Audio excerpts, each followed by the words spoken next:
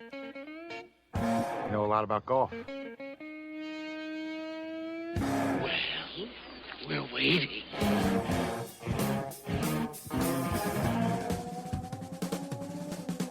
It's another great day. Time for us, those weekend golf guys. I'm John Ashton in studio. He's Jeff Smith at the Timbergate Golf Course, Edinburgh, Indiana.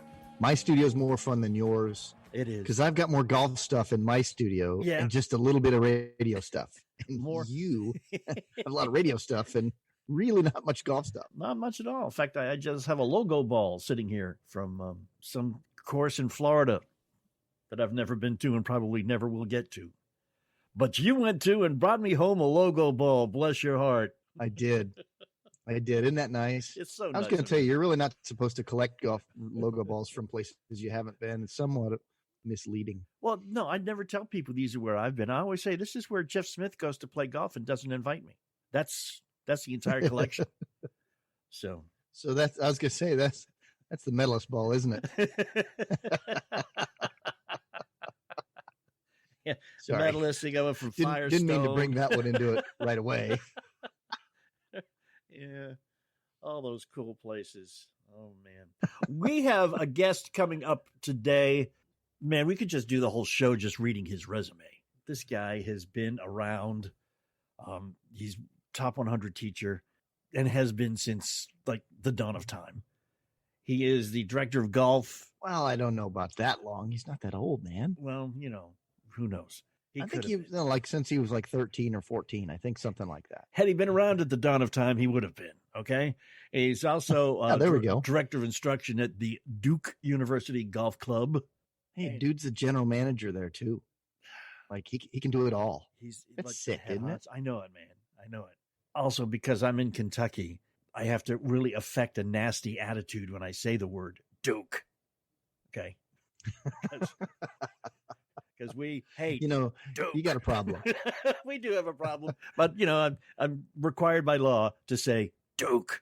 So listen, Ed. Still, one of the best college basketball games in the history of NCAA basketball was played out. Yes, and y'all didn't come out on the good end of it. That's true. I'm sorry to say. There's some dude named Christian Leitner who has never been able to set foot inside the state of Kentucky because he beat us. He's okay with that too. Duke. Ed Ibarguen. Man, why can't I remember how to pronounce this guy's name? Ed Ibarguen. It's Ibarguen. That's it. That's what I said. Ed Ibarguen will be our guest, and he's coming up in just a few minutes right here with us on those Weekend Golf Guys. Hang with us. Chronic pain is the worst. It's worse than just discomfort because it affects your entire life. You can't get comfortable. You probably have some trouble sleeping, or you don't want to exercise, or you don't want to walk around. It's been ongoing for a few weeks, and it hasn't improved with any of the stuff you've tried. What are you going to do? You just don't sit on the couch and give up. You try a thing called Omax Health Cryo Freeze CBD Roll-On. It's great. It's non-prescription. Triple action pain relief roll-on specifically formulated to block all pain receptors, to reduce inflammation, and to improve muscle and joint flexibility. And the best part is it's 100% natural. CBD-powered remedy works its magic within 10 minutes, and the relief can last up to 8 hours. Take it from me. I know my knees stink. They're bad. I play golf, and by about the 11th or 12th hole, it's hurting to walk. Put a little of that on. By 18, I'm fine, man. I am fine, and I don't come home all achy and painy as I used to. You got to try it. I can help you try it. Omax Health is offering all of our listeners 20% off a full bottle of CryoFreeze CBD Pain Relief Roll-On. Plus, they'll ship it to you for free. And this discount also applies toward any other product site-wide, and they've got a lot of great stuff. Check them out. omaxhealth.com. Go there today and enter the code WEEKEND. That's omaxhealth.com, and enter the code WEEKEND, and you will get 20% off CryoFreeze and anything else site-wide. Kyle Stanley uses it when he plays golf and for other stuff, too. And look at 95% of the 5-star reviews. They've got page after page after page of customers saying, this stuff works. So you don't have to believe me. You don't have to believe them. Get a bottle and try it for yourself. You can believe yourself, okay? omaxhealth.com. Enter the code WEEKEND. Get 20% off or anything site-wide. omaxhealth.com. Go there now. Enter the code WEEKEND. You'll thank me for it later.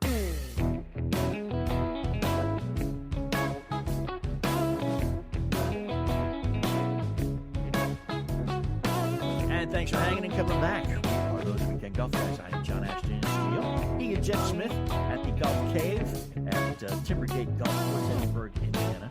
And we alluded to our guest for this week. And we have about maybe 10 minutes right now to talk about him. That's not enough time. Not enough time to go just over start this friend resume and here. mentor of mine since I started becoming a golf professional. He is probably the single greatest influence on the fact that I'm still a golf professional today, because he's such a terrific guy. But general manager, top 100 teacher at Duke University, has won more awards than I even knew existed. Yeah.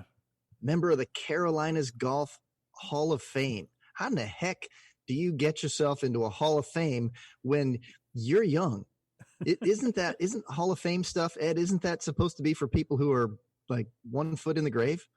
Well, first, it is a pleasure to be with you as I'm going COVID-19 crazy. Yeah. And it's just Aren't nice we all? to talk to someone besides my wife and our golf staff. So pleasure to be here. And truthfully, no, those awards just mean you've been around a long time. So I think. it's not like they have any I think golf you've been pros. a top 100 teacher since you were like 13 or 15 years old or something, right? Oh, I'll tell you what, I'm going to hit, 20 years on that list next year. Wow. That's what I'm getting at. It isn't very long, right?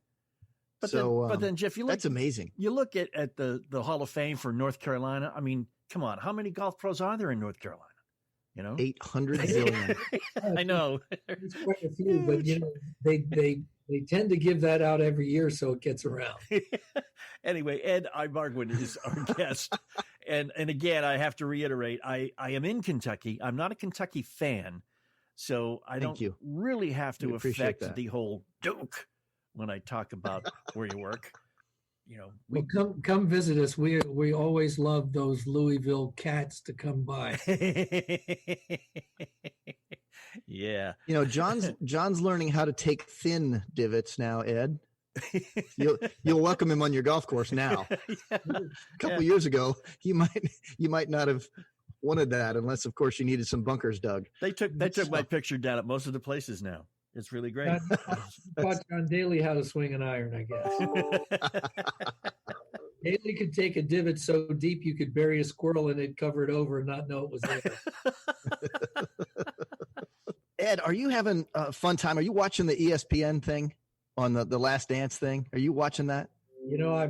I've actually, I have to be honest, I've watched all the episodes and I've rewatched all the episodes, but it's a lot of fun to watch that. I hope everybody's enjoying seeing what an amazing competitor Michael Jordan was.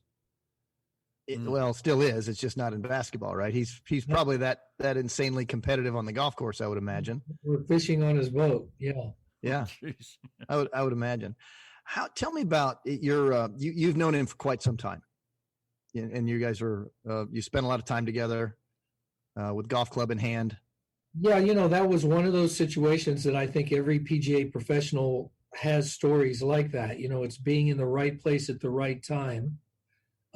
There's a lot of luck involved, but also, as I told you probably when you were in one of my classrooms, is that you need to work and be ready for the opportunity, so that when opportunity comes knocking, that you're there to answer the door. And in my case, I was fortunate to be at my alma mater's golf course, the University of North Carolina at Chapel Hill, and Coach Dean Smith was one of my students, and a lot of great athletes were coming through there.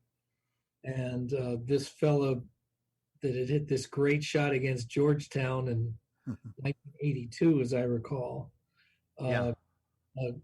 happened to get brought to the golf course by a friend of his named John Simpkins, who was maybe the number 9 guy on the golf team, but lived in the same dorm as Michael did. And so he brought Michael out. And then, of course, Davis was on the golf team.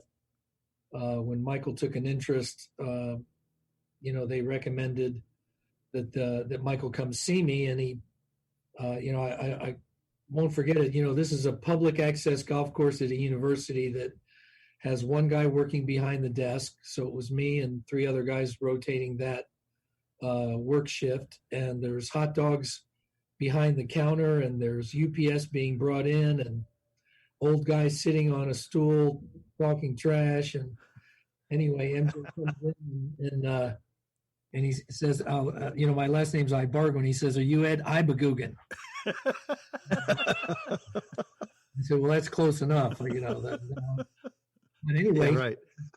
He said that Coach and Davis had recommended that he come see me. And so, we're very fortunate that I was in a situation, as it turned out, to start with him, and we became great friends. And then shortly thereafter, he gets drafted number 3 to go to the Chicago Bulls, and we continued our relationship through that. And then he got injured, came back to finish his degree. We spent, almost every day that summer playing some amount of golf. So that was, and he was a great student and a really, really amazing guy, very shy, which a lot of people can't imagine that right now, I guess. But yeah, that is hard to think about. Here it is, one of the guys who's a leader in his industry,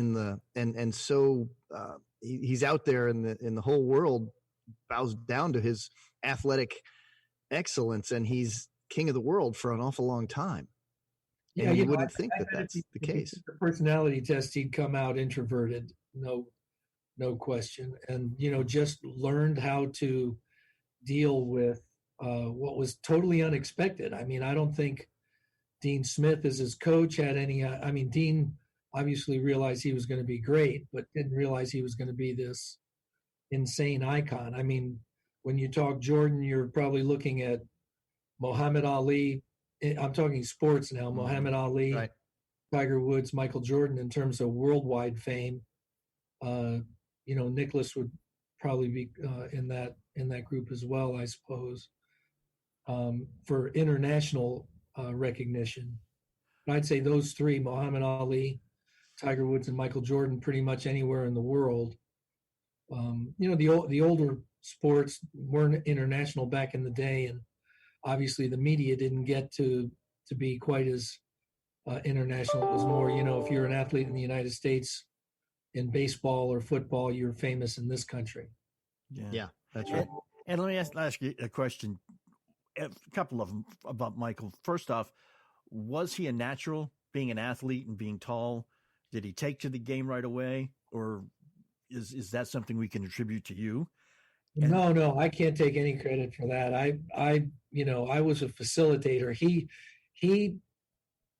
really drinks from a fire hose, so he fell in love with golf. I mean, he still to this day is incredibly passionate about the game. Obviously, building his own golf course at great expense, and he plays. It's legendary how many holes he plays in a day and that sort of thing. But I think if you go back then, his big disadvantages were he was basketball players are moving, shooting to a stationary object. Mm-hmm. So his initial approach to golf had a lot of movement off the ball and through the ball, and that made it difficult. Plus his hands were so large. In fact, I just communicated maybe 2 weeks ago with the guy with Ping that we had do his original clubs. And the fitter at Ping was telling me how many grips they split trying to get the grips big enough to hand. All right. Ed Ibarguen is our guest, and we're trying to pronounce his name correctly, but as you said, it's Ibarguen. Come on, that's what I said. Ibarguen. I was, Michael pronounced it badly, but he was good. He's a star. He gets away with it. We won't, but we will be right back. Hang with us. We are those weekend golf guys. Chronic pain is the worst. It's worse than just discomfort because it affects your entire life. You can't get comfortable. You probably have some trouble sleeping, or you don't want to exercise, or you don't want to walk around. It's been ongoing for a few weeks and it hasn't improved with any of the stuff you've tried. What are you going to do? You just don't sit on the couch and give up. You try a thing called Omax Health Cryo Freeze CBD Roll-On. It's great. It's non-prescription. Triple action pain relief roll-on specifically formulated to block all pain receptors, to reduce inflammation, and to improve muscle and joint flexibility. And the best part is it's 100% natural. CBD-powered remedy works its magic within 10 minutes, and the relief can last up to 8 hours. Take it from me. I know my knees stink. They're bad. I play golf, and by about the 11th or 12th hole, it's hurting to walk. Put a little of that on. By 18, I'm fine, man. I am fine, and I don't come home all achy and painy as I used to. You got to try it. I can help you try it. Omax Health is offering all of our listeners 20% off a full bottle of CryoFreeze CBD Pain Relief Roll-On. Plus, they'll ship it to you for free. And this discount also applies toward any other product site-wide, and they've got a lot of great stuff. Check them out. omaxhealth.com. Go there today and enter the code WEEKEND. That's omaxhealth.com, and enter the code WEEKEND, and you will get 20% off CryoFreeze and anything else site-wide. Kyle Stanley uses it when he plays golf and for other stuff, too. And look at 95% of the 5-star reviews. They've got page after page after page of customers saying, this stuff works. So you don't have to believe me. You don't have to believe them. Get a bottle and try it for yourself. You can believe yourself, okay? omaxhealth.com. Enter the code WEEKEND. Get 20% off or anything site-wide. omaxhealth.com. Go there now. Enter the code WEEKEND. You'll thank me for it later.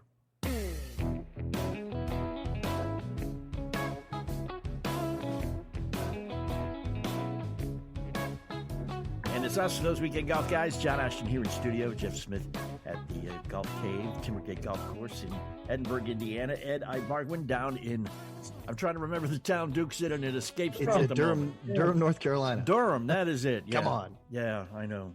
Got a couple more questions about Michael Jordan, if I can, real quick. One is, can you give me a discount on Air Jordan golf shoes? No, but I can find them and get them for you. They do cost a pretty penny. Yeah. Right. Okay. And the other question I had was, when he went to play baseball, did that change the way he approached golf, or was he able to isolate the two? It's interesting. If you, I can't remember if it's either episode 2 or 3. If you watch, there's one flashback of him playing at a golf, and he's got this long, fluid motion. In fact, one guy posted online that it reminded him of Sam Snead.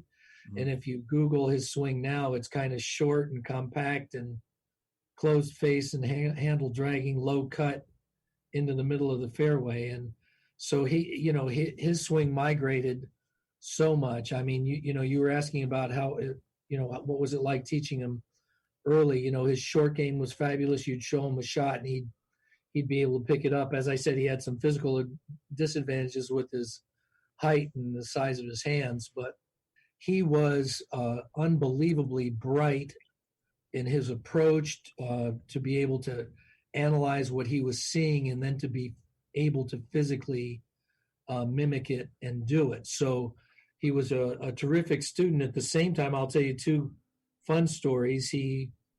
I don't see him for maybe a couple of weeks or a month in there, and then he comes on back and he's got this swing that the club's kind of going outside in a loop and then coming up and crossing the line and then swinging down and through. And I said, wow, you've really changed your takeaway and the direction of your club at the top. And I had known that he had actually been out played a couple of rounds of golf with Fred Couples. Mm. And I said, did Freddie give you any lessons when you were there? And he said, no lessons, no tips. They just played golf and had fun. But it was just, he was watching his swing and just was able to mimic it. So then you flash forward maybe about another 3 weeks later, I see him and he's got this swing that's inside and flat and then lifting up. And it was, he'd been playing with Ray Floyd. Same thing. Ray Floyd didn't give him any lessons. So one of the things about what happened to Michael is his first lessons in North Carolina, Jeff, the kind of long flowing swing with that kind of height and arc, you're going to hit a high ball flight. And goes to Chicago where it's really windy, and so that ball flight doesn't match very well to playing golf and having wagers.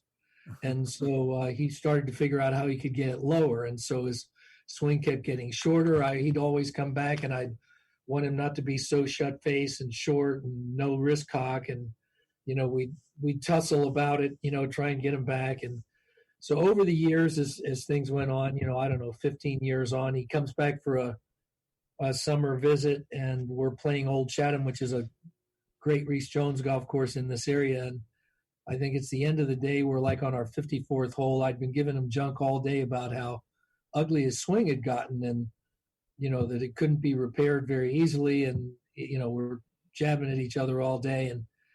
And so finally he said on the 18th hole, which is a long par 4, he says, "Oh, I can do that swing." I said, "No, you can't. There's no way you can do that swing at this point."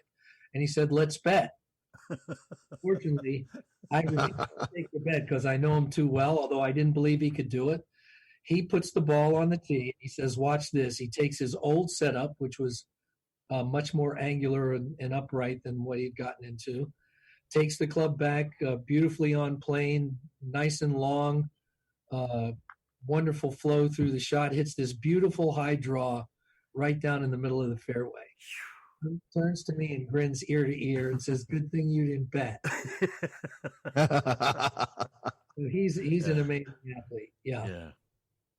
So I would imagine some of the stuff that, we've had a couple conversations here or there about some of the places you've been able to go in your career, and some of it, right alongside with Michael. You were telling me one time about being at a Ryder Cup. That had to be I think his real entertaining. His first Ryder Cup was at Valderrama with Seve Ballesteros and Tom Kite being the captains. And then after that, and I believe he was invited there by Kite. I'm not sure how he happened to be in Europe at the time and went. So after that, we were on for every Ryder Cup. So starting at Brookline, which was the next U.S. one, he got a house up there and a cook, and it was a golf pro's dream. We had a chef that you come down in the morning and he wants to know what kind of omelet you want and how you like your toast, and dinners were made, and we played golf. We got in there early. We played golf. I was on the third floor. My roommates were John Elway and Joe Morgan on the third floor. We just had a blast. Walkable to the golf course. And, Jeff, from a coaching perspective, that was amazing. Mario Lemieux was on the second floor, and he's a French wine connoisseur. So he brought in magnums of amazing French wine. And you didn't hate that.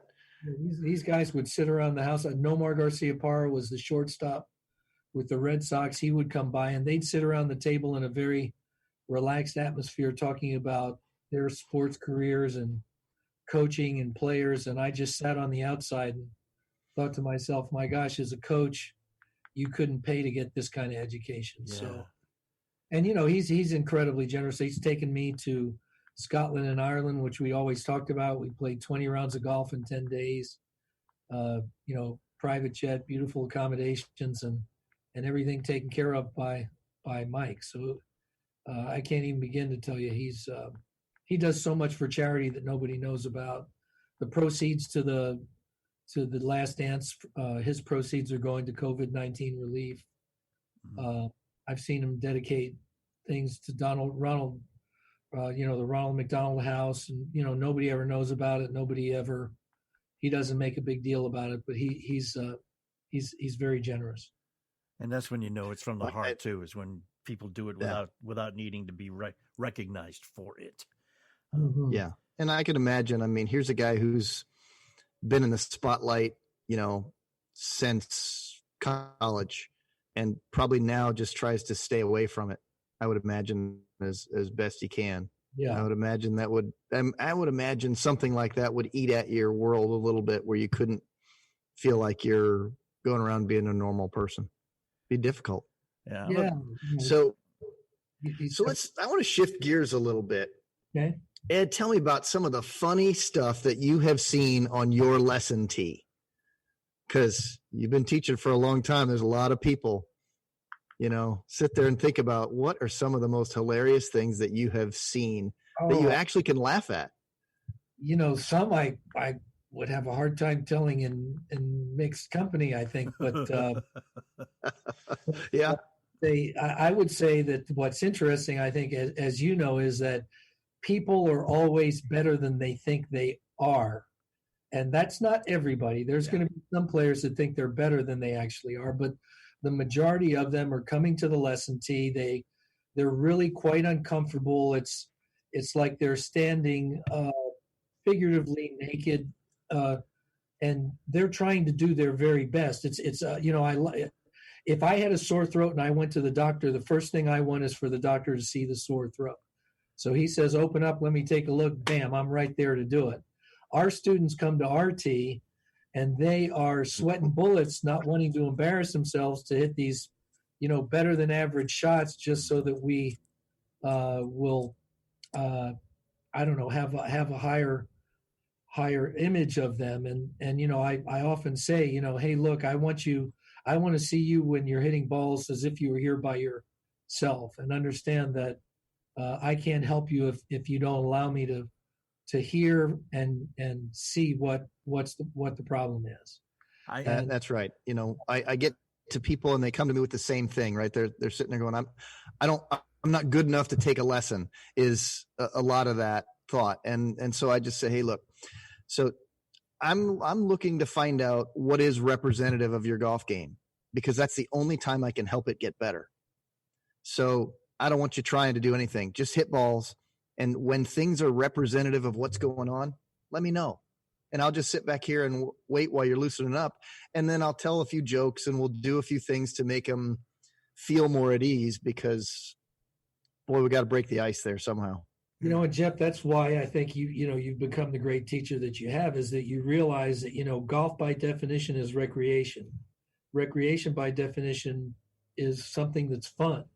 And so if what we have to offer isn't fun, then it's not worth doing. And that starts on the lesson tee. It's a lot of people will tell you that their past experience with lessons have not been enjoyable.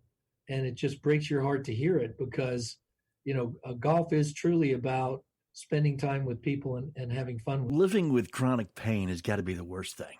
It's more than discomfort, it affects your whole life. And I know you probably have some type of pain that's prevented you from relaxing or maybe sleeping or even stopped you from exercising. Maybe it's been going for a few weeks and it hasn't improved with any of the treatments you've tried.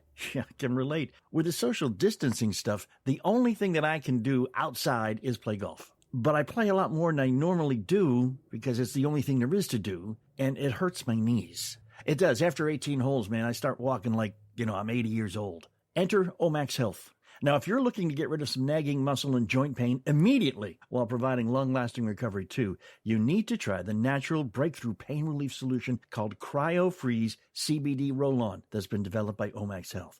It's non-prescription, triple-action pain relief roll-on, specially formulated to block the pain receptors, to reduce the inflammation, and to improve the muscle and joint flexibility. And it works its magic within 10 minutes of application, and relief can last up to 8 hours. Much longer than over-the-counter products. I roll it on, and the knees, I do not look like an old man walking up and down the stairs. I couldn't do it without it, all right? And right now, Omax Health is offering my listeners 20% off a full bottle of CryoFree CBD Pain Relief Roll-On. Plus, they'll ship it to you for free. This discount also applies toward any other product site-wide. Just go to omaxhealth.com today and enter the code WEEKEND. That's omaxhealth.com. Enter the code WEEKEND. Get 20% off CryoFreeze and anything site-wide. Pro golfer Kyle Stanley uses this stuff. He uses CryoFreeze CBD to recover both on and off the course. If it works for him and he plays 7 days a week, it'll work for me, who's playing like twice a week, 3 times a week, and it'll work for you no matter what is causing your pain. CryoFreeze. Try it. omaxhealth.com. Enter the code WEEKEND and get 20% off your CryoFreeze or anything site-wide. Of course, we have a Facebook page, facebook.com/golfguys. We would love it if you were to go there and like us. We'd love it even more if you'd go there and follow us.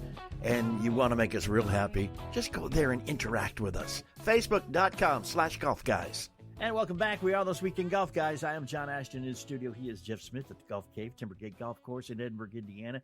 Ed Ibarguen from Duke University Golf Club, Durham, North Carolina. And Ed, you said you went to UNC. Did they not read your resume when they hired you at the Duke Golf Club? Yeah, I was, it's funny. I was very fortunate to have a dear friend, Rod Myers, who was the golf coach here, and he recommended me, told me about the job, and the athletic director here was a fellow from Ohio named Tom Butters, and he was very open. He'd hired UNC graduate for assistant football, for women's tennis. He wasn't necessarily opposed to it, and he always said, I did a nationwide search to find a guy that was 12 miles away. And I say they grandfather fashion, they made me an offer I couldn't refuse. Exactly. Man, and that and is, that's worked out really well over time. That is, you've been there for quite some time. As a matter of fact, even when I started my career, you were there, and I came over to watch you teach, and I learned a lot of things that day. One of the biggest things I learned that day, I'm not sure I've ever said this to you, but I'm going to do this on the air. I think that at that time and still today, you could probably sell anybody anything. I think that you could probably sell ice to Eskimos, and you could sell a bucket of slop to anybody, because I watched what you did, no matter what that person was working on, no matter what it was. And for the whole day, you didn't have anybody doing the same thing, but boy, you sure convinced them they could do it. And I could probably turn around and say the same about you. So I think that's one of the things that, the glass has got to be half full. Even if it's just a quarter tank, you've got to figure out a way to, you are in this life, you are what you think you are. And in golf, if you're one of those golfers that's constantly cursing at yourself and telling yourself that you stink, and, you miss that first putt and you come storming off the range and say, man, I stink, or this is going to be a bad day, you reap what you sow. So as the Bible so well puts it. So our job is really to get them to see the sunnier side of themselves and apply it to their golf game. It's also funny. Let me jump in here real quick. Very You mentioned that you took the proverbial offer you couldn't refuse from The Godfather. You've got this James Caan thing going on. That vibe you give off. There's a little Sonny Corleone looking in there. That's from Jersey, man. It's from Jersey. That's just born in.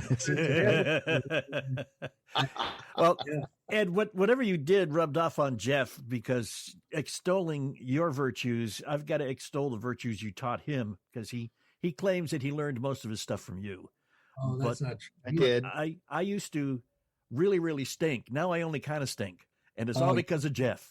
You're lucky to have, what, one of the things that maybe the greatest quality Jeff has as a teacher, and it's true with all great teachers, is an insatiable curiosity to continue to learn. Mm-hmm.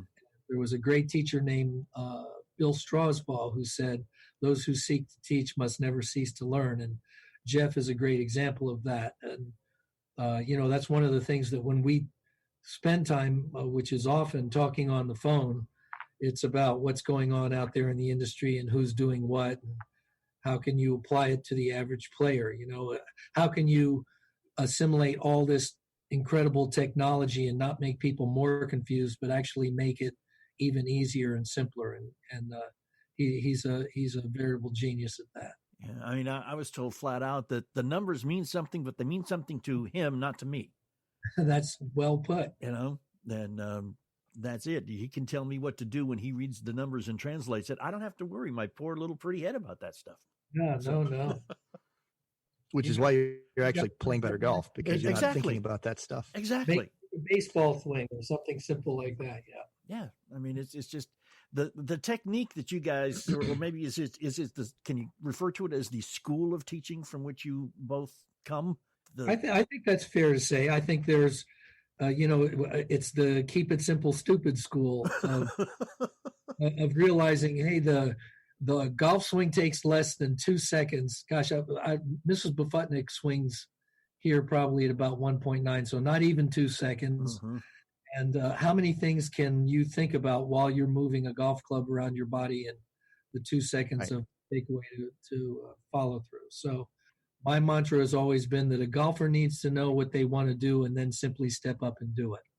And if a golfer's confused or trying to think during the process of the swing, that makes it a lot harder to get to the point where you're actually playing golf rather than thinking swing. Yeah, and what You know, Jeff there's- has shown me to do is to do all the thinking prior to swinging. You know, Right. So Yeah. that's the practice. think about the setup, Right. think about getting the club face right, do your pre-shot routine, and then just do it. Exactly. Just push the green button. Once you're all Yep. set to go, just push the green button. Let's go. And you know, it Let's works. hit that thing. That's the funny thing about it, man. It works even for old dogs learning new tricks like me. Well, You know? even though John, you're an old dog, some of the things that you had rolling around in your head. Remember, sometimes I tell you, I hear what's going on in there because you're kind enough to say it. But my job is, I think Ed's heard me say this before. I think I'm a plumber. I think my job is to flush away an awful lot of Bad poo. stuff. I think that's what I have to do. Yeah. Is sift through the mud there and just let you have the simplest of simple things and just give you one job. And if I can get you to drive the face of the club right through the front of that golf ball, all I got to do is set it up so the angles are better. Mm-hmm. And the ball goes where you want it to go. You're happier. You can repeat it. Half the time I'm asking my students, is this easy or hard? And we're always going with what feels easy, because that means I've done the right things with their body and their mind. And then they get to go play golf and they come back smiling. So it's a lot more fun. Ed, I got a thought for you. Out of all the teachers that you have had a chance to work with or learn from or be around, what do you think some of the common characteristics of them are? Well, obviously, I think communication, ability to communicate. You can have all the knowledge in the world, but if you can't relate to the person that's in front of you, that's going to allow them to take it home and utilize it, then that's certainly going to be one of the big things. I think, again, what we talked about is this whole idea of constantly studying on your own. I mean, how many times are you driving home that day thinking about what you might have done better in that set of lessons? It's constant. That's a quality of certainly being introspective, of having the awareness that you're going to do the very best that you possibly can every lesson, but you can always need to do, you always need to be open to doing it better. I've been around so many good ones. I mean, Gary Wyron was a huge influence. Davis Love's dad was phenomenal. Bill Strasbaugh up in Columbia Country Club.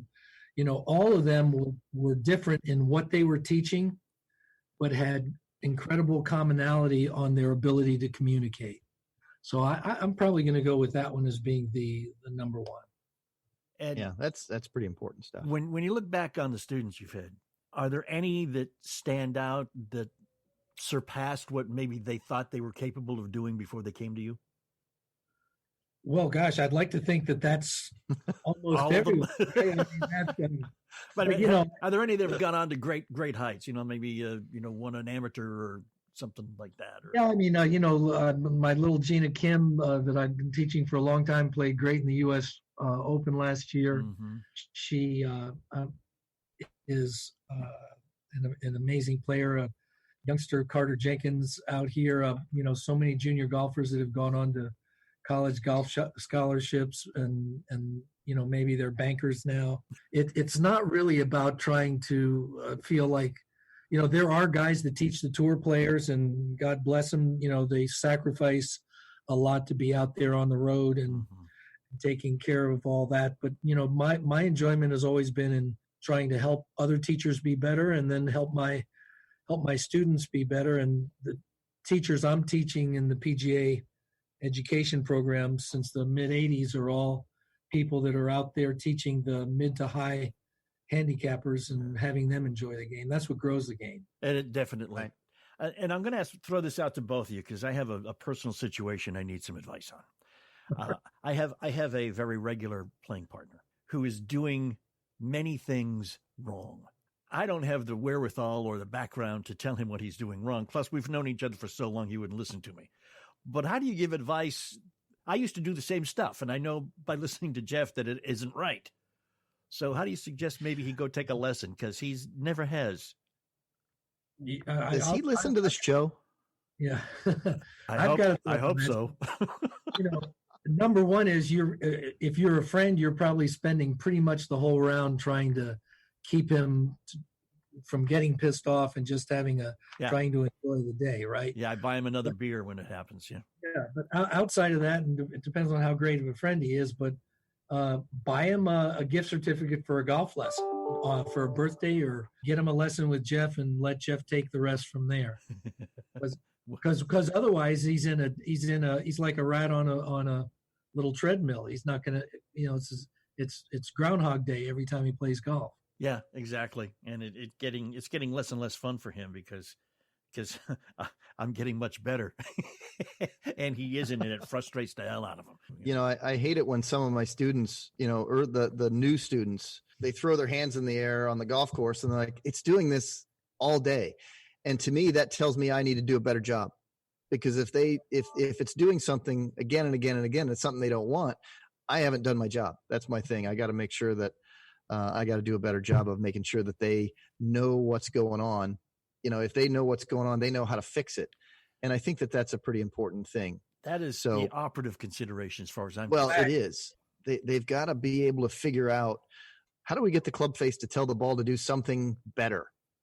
And how do we recognize it on the golf course? And how do we get them to instantly take action? Because that's the only thing that stops people's frustration, is to see something better right away. So early on in the time that I get to work with people, we're down that road a little bit in some form or fashion, that they can recognize what it is and then take an action that actually makes it do something that they really want it to do. And that stops the frustration, and it puts them in a whole different state of mind. And then they're actually enjoying their golf. So that's one of the big things I do. If I get somebody that's just here for a one-off lesson, well, then, the object there is to take away their pain and give them what they're after. And then hopefully somewhere during the highlight of that lesson, that's where we're booking the next one. Yeah. Got to make sure that they keep coming to get happy. But, Ed, you taught me this a long time ago without ever saying it to me, is there's a time and a place to book your next lesson, and it's always at the happy part every time. Right? Yes. All right. Now we know that technique. We'll be looking for it later on down the road. Well, it works, right? We've got a few minutes left together, and we're going to take advantage of them when we come right back. Hang with us. We are those weekend golf guys. Hey, do me a favor while you're thinking about it right now. Why don't you go to thebusinessgolfcourse.com? Okay, what we're going to be doing, Jeff and I together, we'll be doing a one-day seminars on how to use golf effectively for business. We're going to concentrate on charity golf scrambles because there are many of them. I'm sure if you have a business, you've probably bought a sponsorship and put a team in one or two of them. We're going to show you how to make that a great business opportunity with a fantastic return on investment and a great way to build trust very quickly with customers and also prospects. TheBusinessGolfCourse.com. And now that the COVID-19 pandemic restrictions are being eased, you've got a lot of making up to do as far as your business goes. So get on this right now. It'll be a quick way to get back into the swing of things. TheBusinessGolfCourse.com.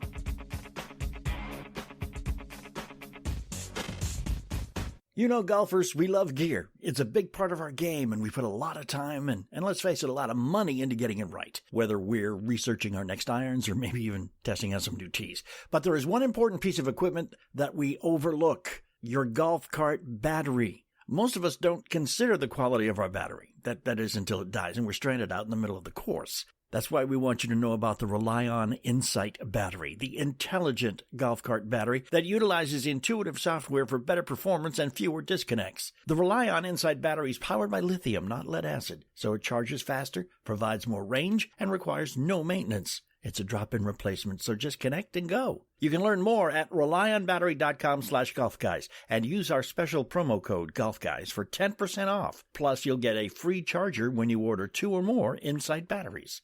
Again, that's RelyOnBattery.com/golfguys and use promo code GolfGuys. And no other lithium battery compares to Rely-On's. Order yours today.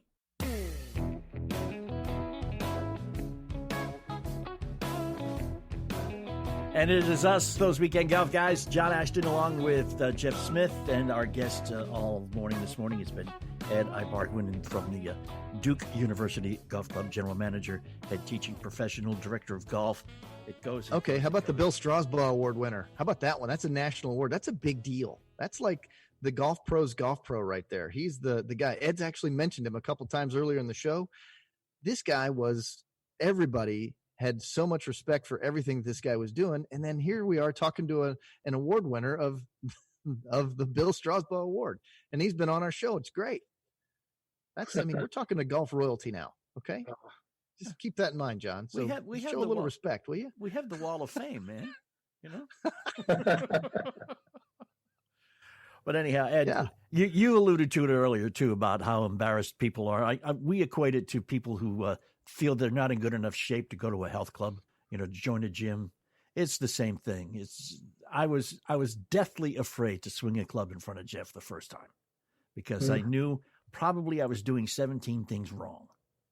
And it came out I was only doing 16 things wrong. So, it was at least that I told you. Experience. John, that's a great analogy, John, right there is that's so well put. And I think it's up to there was a great article. I'm trying to think what it might have been Golf Magazine or Golf Digest. It was one of those that said, things to know about taking a lesson. And one of the things was that the teacher is there to help you and you don't have anything to prove. On the positive side, you're so nervous in that first lesson going with somebody that you don't know that it really comes close to simulating what it's like to be on that first tee at club when everybody's standing around, and even though they're not paying much attention to you, you feel like everybody's eyes are on you on that first tee. Yeah. And then the what I hate is playing at the golf courses that have the veranda overlooking the 18th green, and you have all the people out there eating lunch and drinking heavily and watching you play the 18th. And it's like at Fuzzy Zeller's place over in Sellersburg, Indiana. It's like, no, please don't watch me. Don't anybody watch me. Come on. Yeah. That's how it goes. But Ed, listen, it was great meeting you, man. We got to get you back. An hour is nowhere near enough time to do justice to a conversation with you. I'd love to come back anytime. We appreciate that. You can come back too anytime. Check us out, thoseweekendgolfguys.com, facebook.com/golfguys. If you're ever around Duke University Golf Club, just stop in, say hi to Ed, take a lesson, get better, or just go play golf. 2 years ago this weekend, we were all thinking about taking a trip to play golf over in Ireland. Here's who we were talking to, our buddy Phil O'Carroll, live from Dublin, Ireland.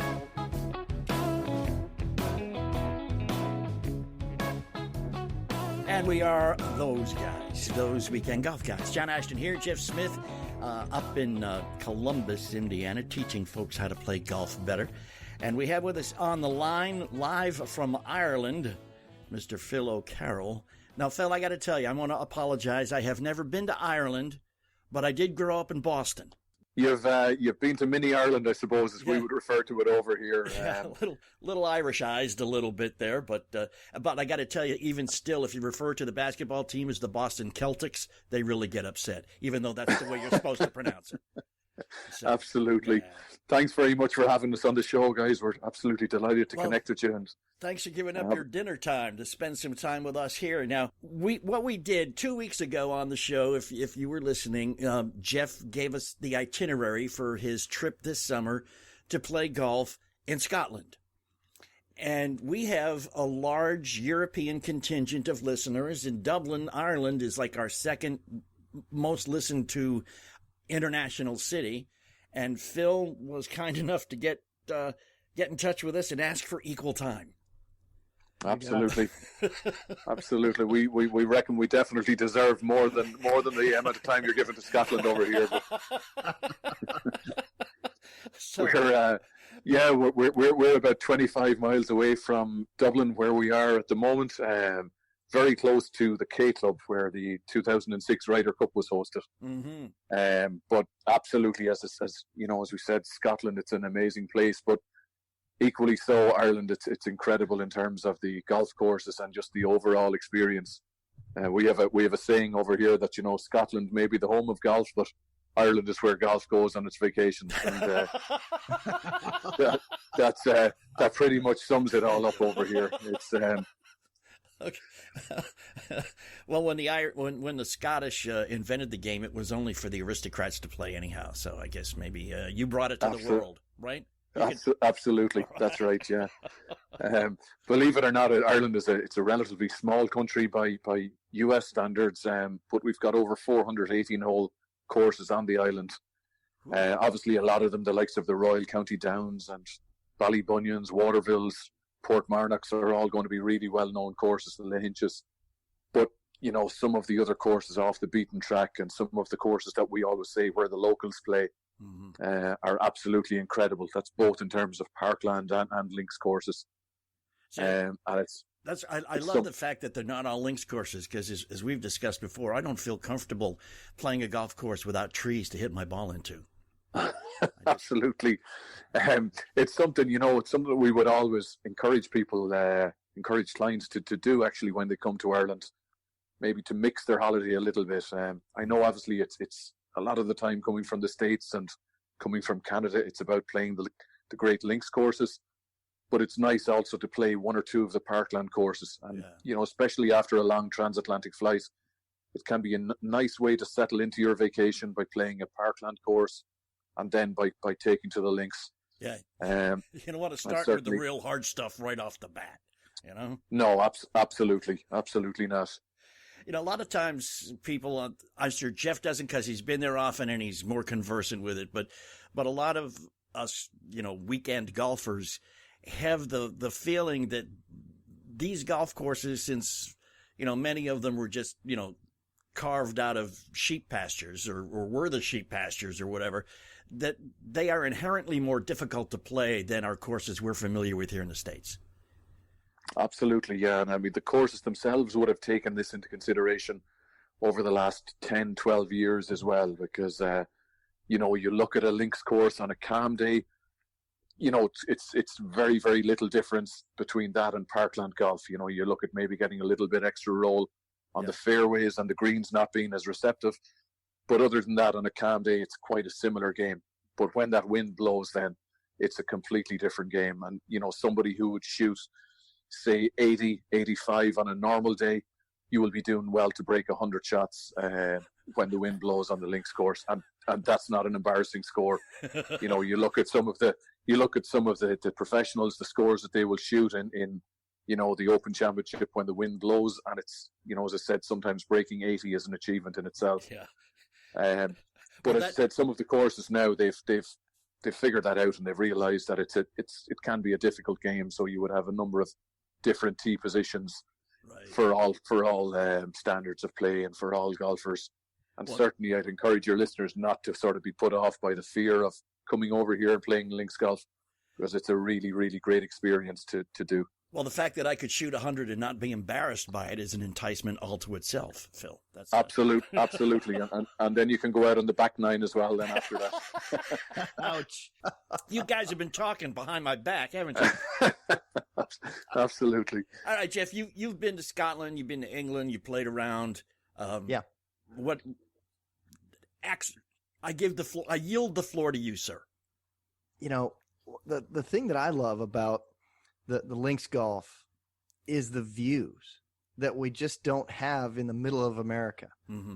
To stand out there and look over either the Atlantic Ocean or the North Sea or whatever large body of water amongst some cliffs, and you're out there amongst some of the nastiest wind you'll ever feel is so much fun, because you went for that experience. And the fun that you get out of that is to battle Mother Nature, trying to put this stinking little ball into this hole 400 yards away in as few shots as possible, and navigate that and deal with the conditions that could be beautiful and calm. Over there, apparently that's like a 2-club wind. Is what they Absolutely. Because that's normal. You get out there on the coast and it just doesn't stop. Yeah. It picks up, and then it picks up some more, and then it picks up some more after that, but it just doesn't stop. Absolutely. And very well described, Jeff. very, very well described. And you know what, I suppose what goes with that as well, though, it's you know, it sometimes can be painted like quite a bleak picture of playing in these winds and the strong prevailing wind and sometimes the driving rain. But what sort of comes with that as well is that the fun that you'll have in the 19th hole, in the clubhouse, in some of the best pubs in the world after your game of golf, you know, and to talk with your mates, to talk with your traveling companions about the game that you've played and about some of the challenges and the fun that you'll have with the locals in Ireland. It's something that isn't matched anywhere else in the world. Well, and again, I know I'll sound quite impartial saying that as an Irishman, but I would certainly stand over that if any of your listeners are considering a golf vacation and are looking to experience links golf, we would always say to consider, you know, the whole picture and to look at the after golf experience as well. And right. Ireland is really unparalleled in what it offers in that regard. You know, the beauty of the area and the people that you meet, you'll never forget. Absolutely. And that is one of the most amazing things about traveling to play golf and to get there and to meet people. And then all of a sudden you have friends across the world. Absolutely. And you go for those things, that total package. It just blows my mind on how much fun we've had when we've traveled abroad for the purpose of playing golf on some of the world's greatest golf courses. Well, not only do you have the golf in common, but, you know, in this day and age, sometimes, you know, Americans get a little hesitant to go overseas. You're not quite sure what kind of a reception you're going to have. The political climates being what they are. You'll get a nice, polite reception. But I think but also we're cousins. You know, I mean, absolutely. I mean, we've you know, we always extend a really, really warm welcome to American visitors in Ireland. And I mean, there are such great links there between both countries. We have been very, very fortunate with the support that America has given Ireland over the years, you know, and has, I suppose, the recognition that America has given Ireland in terms of its exports and in terms of what Ireland is really, really good at in terms of literature and sport and poetry. And I mean, it's the links that are there, absolutely that too. The links that are there, you know, would ensure that every American visitor that comes to Ireland is going to be treated really, really well. And we're very, very reliant and very, very lucky that we have enormous numbers of American visitors, not only golfers, but also others that just come for general sightseeing tours of Ireland. So you can be absolutely sure, 100% sure, that you're going to get a really, really warm and a very, very genuine welcome in Ireland as well. And about the money, you guys use euros, right? Not That's pounds? right. Yeah. Okay. A lot easier to figure out euros than it is pounds and quid and all that kind of stuff. Yeah. That's such a screwed up system over there. Absolutely. Yeah, absolutely. I mean, we're it's all euros in Ireland, Northern Ireland, so that the smaller part of Ireland where Royal Portrush and Royal County Down would be, that's still part of the UK. So they would still use the pound sterling up there, but in the southern part of Ireland, it's all euros. All right, Phil. Listen, I'm going to put you on the spot here in just a second. We're going to take a quick break, and when we come back, because we've talked about, you know, why you'd want to play golf there and other things to see there and what the money system is there. And I know what you do for a living, and we're going to wind that in and see if maybe you can hook us up and put together some enticements for some of us and our listeners to head over to Ireland to play some golf. So put your thinking cap on, tell us what we can do, and we'll be right back. We're all those weekend golf guys. Hang with us, please.